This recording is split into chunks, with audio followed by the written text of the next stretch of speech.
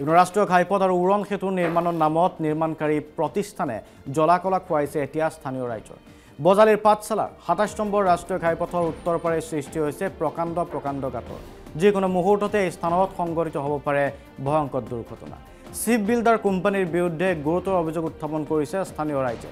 ৰাষ্ট্ৰীয় ঘাইপথৰ দায়িত্বত থকা ঘাইপথ প্ৰাধিকৰণৰ কৰ্মচাৰীক সমস্যাৰ কথা উল্লেখ কৰিলে ওলোটাই দাবী ধমকি দিয়াৰ অভিযোগ।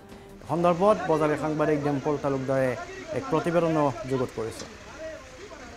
হয় চাওক যে বজালীৰ যি ২৭ নং ৰাষ্ট্ৰীয় ঘাইপথ, এই ২৭ নং ৰাষ্ট্ৰীয় ঘাইপথে এতিয়া জ্বলাকলা খুৱাইছে নামনি অসমৰ প্ৰতিগৰাকী ব্যক্তিক। এই মুহূৰ্তত মই নামনি অসম বজালীৰ পাঠশালাত উপস্থিত আছোঁ। পাঠশালাৰ ইয়াৰ দৃশ্য দেখুৱাব বিচাৰিছোঁ। পাঠশালাৰ যি হাইৱে পইণ্ট আছে, এই হাইৱে পইণ্টত ইতিমধ্যে এখন ফ্লাইঅভাৰ নিৰ্মাণ কাৰ্য চলি থকা দেখিবলৈ পাইছোঁ। আৰু ইয়াৰ লগতে এই ফ্লাইঅভাৰখনৰ যিটো ৰাষ্ট্ৰীয় ঘাইপথ গৈছে, এই ৰাষ্ট্ৰীয় ঘাইপথত এতিয়া দেখা পোৱা গৈছে প্ৰকাণ্ড গাঁত। আৰু যিহেতু এই স্থানত ফ্লাইঅভাৰ নিৰ্মাণ হৈ আছে, এই স্থানত ফ্লাইঅভাৰ নিৰ্মাণ হৈ থকা সংস্থাটোৱে আচলতে তেওঁলোকৰ দায়িত্ব যে এই অঞ্চলত যদি এই পথটোত যদি কিবা তেওঁলোকৰ বেমেজিন হয় তেওঁলোকে আচলতে ঠিক কৰাৰ দায়িত্ব। কিন্তু তাৰ বিপৰীতে তেওঁলোকে ইয়াত কোনো ধৰণৰ গুৰুত্ব নিদি তেওঁলোকে ৰাষ্ট্ৰীয় ঘাইপথৰ যি ফ্লাইঅভাৰখন, এই ফ্লাইঅভাৰখনো আচলতে লেহেমা গতিৰে তেওঁলোকে নিৰ্মাণ কাৰ্য চলাই থকা দেখিবলৈ পোৱা গৈছে। ইয়াত দেখিবলৈ পাইছে শ বাহন নামনি অসমৰ বিভিন্ন স্থানৰ পৰা তেওঁলোকে আহিছে আৰু এনেধৰণে প্ৰকাণ্ড গাঁতৰ ওপৰেৰে তেওঁলোকৰ বাহনসমূহ পাৰ হৈ গৈছে। আৰু দেখিবলৈ পাইছে যে যিহেতু শিক্ষানগৰী পাঠশালাত কেইবাখনো স্কুল কলেজ আছে আৰু এই স্কুল কলেজৰ যিহেতু শিক্ষাৰ্থীসকল এই পথেৰে অহা যোৱা কৰে আৰু তেওঁলোকে প্ৰতিটো সময়তে আচলতে দুৰ্ঘটনাৰ নিচিনা সংঘটিত হৈ আহিছে তেওঁলোকৰ লগত। গতিকে বিভিন্ন স্তৰৰ ৰাইজসকলে ইয়াত দাবী জনাইছে অতি শীঘ্ৰে পথটো নিৰ্মাণ কৰি দিব লাগে। অসম জাতীয়তাবাদী যুৱ ছাত্ৰ পৰিষদৰ সাধাৰণ সম্পাদক মৃদু তালুকদাৰ আছে, মই তেওঁৰ পৰা জানিব বিচাৰিম। নামনি অসমৰ বঙাইগাঁৱৰ পৰা যদি আপুনি গুৱাহাটীলৈ যায় ৩খনকৈ টোলগেট পায় আৰু টোলগেটত প্ৰতিখন বাহনে কৰ দিব লগা হয় আৰু কৰ দিব লগা হয় ৰাষ্ট্ৰীয় ঘাইপথৰ কিবা যদি বেমেজেল থাকে তেতিয়া ঠিক কৰাৰ বাবে। গতিকে ইয়াৰ বিপৰীতে দেখিব পোৱা গৈছে ইয়াত প্ৰকাণ্ড গাঁত। কি কয় এই ক্ষেত্ৰত? আটাইতকৈ ডাঙৰ কথা হৈছে উন্নয়নৰ ফপলা স্বৰূপ। আৰু আপোনালোকে দেখিছে যে সময়ে নীতিন গাডকাৰী ডাঙৰীয়াই যেতিয়া তেখেতে কাৰ্যভাৰ যোৱা বছৰ গ্ৰহণ কৰিছিল, সেই কাৰ্যভাৰৰ সময়তো এটা কথাই কৈছিল যে টোল গেট আমি দিছোঁ এইটো কাৰণত যাতে ৰাষ্ট্ৰীয় ঘাইপথটো আমি নিৰ্মাণ কৰিব পাৰোঁ কিবা কদৰ্যময় ৰূপ হ'লে। তাৰপাছত তেখেতে এইবাৰ কাৰ্যভাৰ ল'লে সেই একেই কথাখিনিয়ে কৈছে।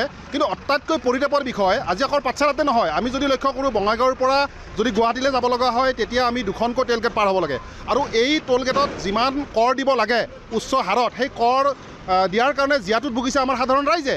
তাৰ পাছত আমি ঠিক আছে ৰাইজে এটা যাতায়াতৰ যেতিয়া পথ সুচল হ'ব তেতিয়া তেখেতসকলে বিভিন্ন ধৰণৰ গাড়ী মটৰলৈ তেখেতসকলে অহা যোৱা কৰিব।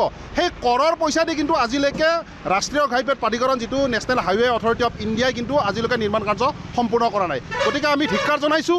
আৰু নীতিন গাডকাৰী ডাঙৰীয়াই যিখিনি কথা কৈছিল যে এইখিনি পইচা দিয়ে আমি ৰাষ্ট্ৰীয় ঘাইপথৰ যিবোৰ গাঁতৰ সৃষ্টি হয় সেই গাঁতবোৰ মেৰামতি কৰিম। কিন্তু মেৰামতি কৰা দূৰৰে কথা আপোনালোকে দেখিছে, পাঠশালাতে দেখিছে বা বিভিন্ন সময়ত আমি গুৱাহাটীলৈ গ'লে দেখিব যে যি ডাঙৰ গাঁত হৈছে সেই গাঁতত পৰি বিভিন্ন মানুহৰ দুৰ্ঘটনাত পতিত হৈছে, মৃত্যুবৰণ কৰিছে। আমাৰ কিছুমানক আত্মীয় হেৰাইছোঁ, কিছুমানে আমাৰ নিজৰ লগৰীয়া বন্ধুক হেৰাইছোঁ। কিন্তু তাতকৈ ইয়াৰ পিছত নেশ্যনেল হাইৱে প্ৰাধিকৰণৰ এখন বাহন আহিছে, মই তেওঁলোকক পৰা জানিব বিচাৰিম। যিহেতু আপোনালোকৰ দায়িত্বতে এই নিৰ্মাণ কাৰ্য চলাই আছে, ইয়াত দেখিবলৈ পাইছে আপোনালোকে যিহেতু নিৰ্মাণ কাৰ্য চলাই আছে ইয়াত প্ৰকাণ্ড গাঁত দেখিবলৈ পাইছোঁ, আপোনালোকৰ দায়িত্বত আছে। কি কয় এই ক্ষেত্ৰত? অলপ চাইডকৈ হেৰি কৰোঁ ন, গাড়ী আহিছে গম পাইছোঁ। প্ৰকাণ্ড গাঁত আপোনালোকৰ দায়িত্ব, আপোনালোকৰ টোল গেটৰ নিশ্চয় কৰ্তৃপক্ষ। কিহৰ কাৰণে ইয়াত গাঁতসমূহ মৰা নাই ক'ব? কমপ্লেইন দিছোঁ আমি। ৰাইজৰ অসুবিধা হৈছে নে হোৱা নাই? এটা ৰাইজৰ অসুবিধা হৈছে, তাৰমানে আমিতো এইটো কমপ্লেইন দি কিনে অফিচতে যাই ইয়াত আজি দেখিবলৈ পাইছোঁ 2-3 মাহ ধৰি এনেধৰণৰ প্ৰকাণ্ড গাঁত। বাৰিষা বৰষুণ আহিছে, কাৰণে কি বোমা কোনে গম নাপায়। গতিকে কি ক'ব আপোনালোকে ৰাষ্ট্ৰীয় ঘাইপথ প্ৰাধিকৰণৰ কৰ্মচাৰী হিচাপে? এইটো ব্ৰিজৰ কাৰণে হৈ আছে, তাৰমানে ব্ৰিজটো তাৰমানে কমপ্লিট হোৱা নাই না, এইকাৰণে হেৰিটো হৈ থাকে। আমাৰ ৰাস্তাটো কণ্টিনিউ চলি থাকে না গাড়ীটো। এতিয়া যিহেতু ইয়াতে দুৰ্ঘটনা হৈ আছে, ইয়াতে দুৰ্ঘটনা যিহেতু হৈ আছে, আপোনালোকে দায়িত্ব লৈছে নে কোনে দায়িত্ব লৈছে তেওঁলোকৰ? সেইটোতো হয় দেচোন, এইটো এতিয়া কওক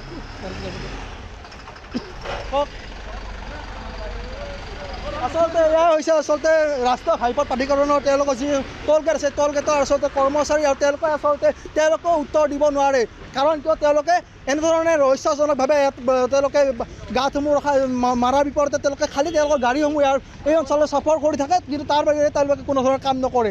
যাৰ ফলত এই স্থানীয় লোকসকলে প্ৰতিদিনে আচলতে হাৰাশাস্তিৰ সন্মুখীন হৈ আহিব লগা হৈছে। গতিকে এনেধৰণৰ দৃশ্য আমি দেখুৱালোঁ আৰু পৰৱৰ্তী সময়ত ৰাষ্ট্ৰীয় ঘাইপথ প্ৰাধিকৰণ তথা অসম চৰকাৰে আচলতে এই পথটোৰ ওপৰত কেনেধৰণৰ ব্যৱস্থা গ্ৰহণ কৰা হৈছে, তেওঁলোকে এই পথটো নিৰ্মাণ কৰি ৰাইজক আচলতে কেনেধৰণে সুৰক্ষা প্ৰদান কৰে সেয়া পৰৱৰ্তী সময়ত লক্ষণীয়।